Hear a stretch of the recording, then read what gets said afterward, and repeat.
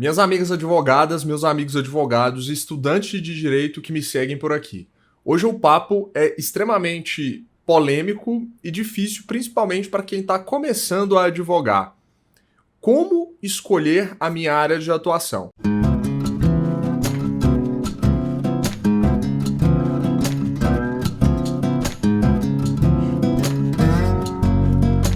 Talvez essa seja uma das maiores dificuldades para quem está começando.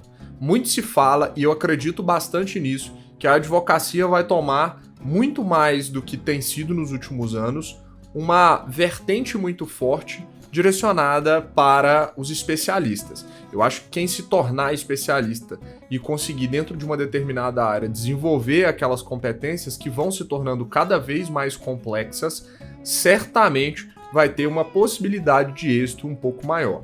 Basta a gente olhar para os escritórios já bem estruturados e verificar que grande parte do sucesso deles estão exatamente na possibilidade ou na sua capacidade de conseguir entregar para o cliente final um alto nível de especialidade.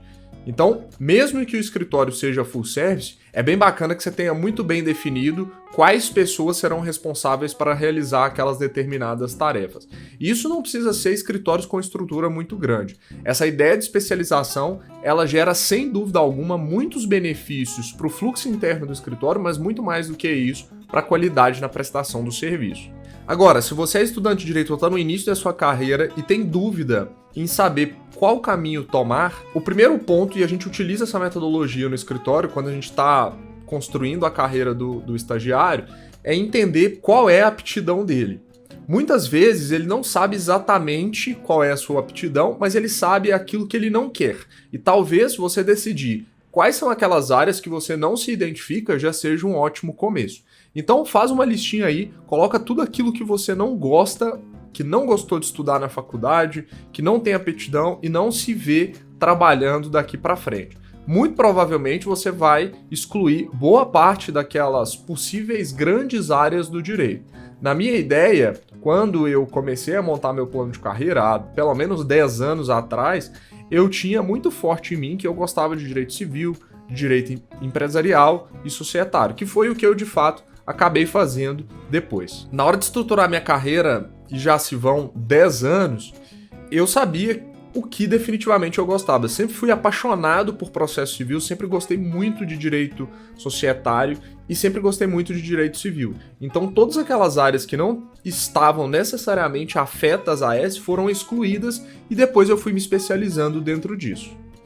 Aqui um ponto muito bacana. Depois de você definir grandes áreas, tente definir alguns nichos um pouco menores. Então vou te dar um exemplo. Se você gosta da área civil, por exemplo, tente imaginar um nicho, por exemplo, e-commerce, logística, para que você possa começar a estudar os problemas relacionados à grande área e um nicho um pouco mais específico. Por que é que eu digo isso? Uma das grandes dificuldades que eu vejo nos advogados de forma geral é não entender como funciona o negócio do cliente. Eu não estou dizendo que se você escolher logística, você vai ter que trabalhar com ela até o final da sua carreira.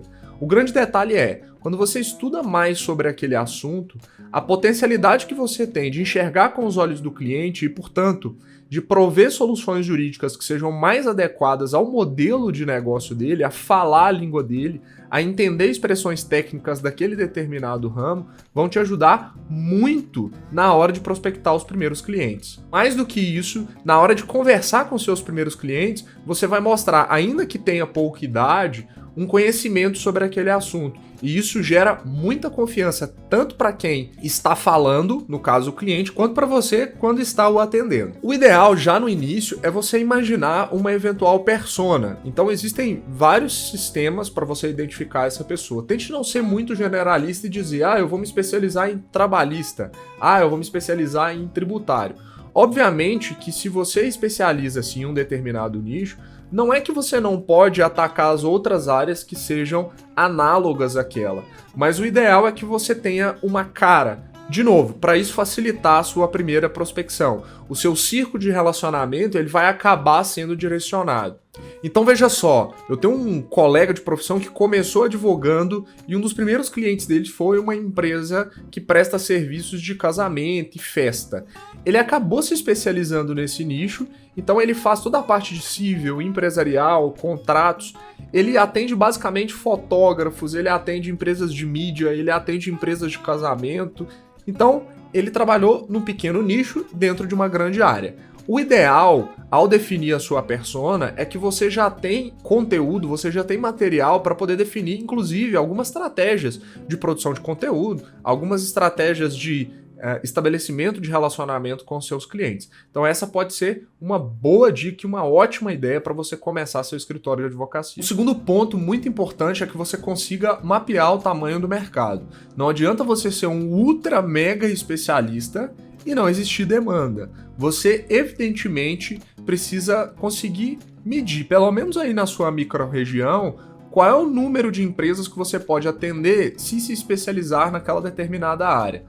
Isso também vai te dar uma determinada projeção de que, caso você fique só naquela área e não pretenda aumentar o escritório, não pretenda contratar mais pessoas, qual é o potencial de rendimento de cada cliente. Você precisa fazer esse cálculo como uma métrica. Então, se você, depois de um determinado tempo, consegue enxergar que cada cliente te gera, em média, 10 mil, 15 mil reais por ano, você já consegue ter uma ideia de quanto tempo esse cliente fica no seu escritório e, mais do que isso, de quantos clientes daquele você precisa ter para poder atingir o seu ideal com relação a fluxo de trabalho, com relação a faturamento. Então isso é bastante importante, saber qual é o tamanho do mercado em nível regional, qual é o tamanho do mercado nacionalmente e internacionalmente. E aqui um ponto muito interessante. Uma coisa é tamanho de mercado, outra coisa é hábito de consumo em um mercado. Muitas pessoas confundem isso.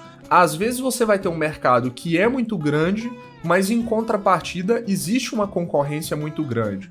Então a pergunta que você precisa se fazer é: eu consigo concorrer? Eu consigo hoje entrar no mercado e concorrer com essas pessoas? Mas muito mais do que isso, faz sentido eu concorrer com essas pessoas? Por que eu estou dizendo isso? Se você vai para áreas um pouco mais inovadoras, em que a concorrência é menor e em que muitas vezes os próprios clientes nem sabem que existe algum especialista naquilo, talvez o prêmio por chegar primeiro ou por chegar antes ele seja maior. Mas algo que você precisa considerar também é que, se você precisa, entre aspas, construir o mercado, se é algo que o cliente não está habituado a contratar, você vai demorar um tempo um pouco maior para poder começar a ter um volume significativo. Mas em contrapartida, após esse tempo, muito provavelmente o seu prêmio será maior. Então eu vou dar um exemplo clássico lá do escritório. Nós temos duas áreas, o direito imobiliário e o direito de tecnologia, ou o direito digital. Obviamente que no direito digital, nós, aqui na nossa região, acabamos criando o mercado. E não é que eu estou dizendo que ninguém sabia ou ninguém faz, não é isso. Mas fomos, junto com outros escritórios, em menor quantidade, e somos ainda, precursores nesses assuntos. Isso quer dizer que no início a gente precisa colocar dinheiro para depois ter uma rentabilidade um pouco maior, porque a gente vai se tornar a referência. Em contrapartida, no direito imobiliário, a gente também, nosso escritório também é referência nisso, a gente acaba tendo um ticket um pouco mais alto, mas em contrapartida, a briga é maior, porque é um mercado mais consolidado, é um mercado que tem mais pessoas que faz, então você precisa ter essa ideia dessa prospecção. A terceira dica aqui é que você simule atividades práticas. Então, imaginando que você vai, hipoteticamente, para a área de família, imagine como será a sua rotina e quais serão as atividades práticas que você vai realizar no dia a dia. Será que você está disponível para poder atender telefones finais de semana? Será que psicologicamente você está preparado para suportar uma carga emocional em determinadas ações que são indiscutivelmente pesadas nessa perspectiva? Quais são as competências que você vai precisar desenvolver? Será que as competências que você precisa desenvolver estão equalizadas com aquelas competências que são exigidas? Converse com advogados mais experientes que já estão naquela área, converse sobre remuneração, converse sobre perspectivas, converse sobre mudanças. Ou seja, teste, mesmo que não seja do ponto de vista prático, mas mentalmente faça alguns testes para poder entender como vai ser sua rotina. E aí sim, verificar se você não vai estar distante daquilo que você imagina e daquilo que de fato você irá fazer. E aqui eu posso te afirmar com toda certeza, a prática certamente vai ser completamente diferente de tudo aquilo que você viu ou ouviu. Muito mais importante que todas essas dicas que eu dei para vocês é que vocês sejam felizes e tenham um propósito naquilo que vocês fazem. Certamente, algumas áreas serão em curto prazo mais rentáveis que outras, a médio prazo outras áreas serão mais rentáveis, mas isso de fato não vai importar muito, principalmente depois dos 5, 6, 7 anos de advocacia. Quando você tem um plano bem traçado, a parte financeira ela acaba acompanhando tudo aquilo que você faz dentro de um conjunto maior. Parece um papo meio abstrato, mas no fundo, todas aquelas coisas que você acredita enquanto advogado, todas aquelas premissas que você tem em termos éticos e em termos financeiros também, elas acabam sendo carregadas pela qualidade do serviço que o escritório entrega. E isso é algo que você precisa medir constantemente. Você precisa estar feliz para poder entregar um bom trabalho para o seu cliente. Terão momentos difíceis, terão momentos em que você não estará feliz, mas no fundo, tudo aquilo que você acredita e quer colocar em prática dentro de uma determinada empresa, ainda que seja pequenininho e seja só o seu escritório, precisa estar no papel e precisa ficar muito bem definido, para que você não se frustre e, muito mais do que isso, não frustre as expectativas do seu cliente que está te remunerando para isso.